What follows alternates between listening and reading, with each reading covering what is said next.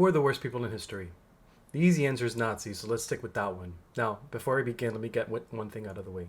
The only people right now on planet Earth who are anything close to Nazi-esque is the Chinese Communist Party with the treatment of the Uyghur Muslims. Stop calling people Nazis for disagreeing with you. Stop calling people Nazis for passing laws you don't like, probably in a state in which you don't live. And definitely stop calling people Nazis, because by calling people Nazis, you're actually using that as a dog whistle to advocate for their death. Let me explain. There's been countless wars, massacres, genocides, atrocities that happened throughout human history. But there was one time, about 78 years ago, where most of humanity got together and decided that what the Nazis did was objectively evil, that their crimes against humanity transcended the typical excuses of mutual combat, culture, or religion, that their ideology was cancerous and needed to be removed from planet Earth by whatever means necessary, with violence if we must, execution if we have to. So when you call someone a Nazi, or Hitler, or a fascist, what are you really saying? What is the solution to this Nazi problem that we have? To vote against them? To protest them peacefully?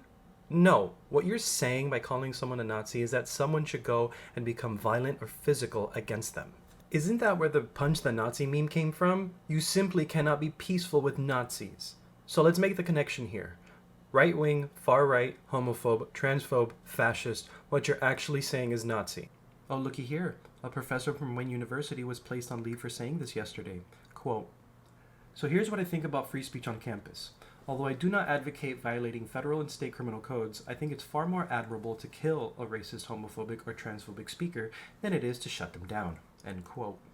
He then goes on to explain that protesters who go out and shout down people like Charlie Kirk, Matt Walsh, Michael Knowles, or TERFs like J.K. Rowling, even though they think they're doing good, they're actually giving those far right-wing conservatives, fascist, transphobe Nazis more power. He then goes on to say, quote, "The exemplary historical figure in this regard is Sholem Schwarzbard, who assassinated the anti-Semite butcher Simon Petliura rather than trying to shout him down. Remember that Schwarzbard was acquitted by a jury which found his action justified." End quote. So go ahead, shoot a Nazi right-wing transphobe, says an educator of one of the schools of higher learning in the United States. You see, you're doing the world such a favor that a jury would rather give you a medal than convict you of murder. This guy has the courage to say this in public. Imagine what he says inside his classroom. Imagine what thousands of educators who think just like this person say in their classrooms. Every single time you do something like this, we get 1 inch closer to calamity.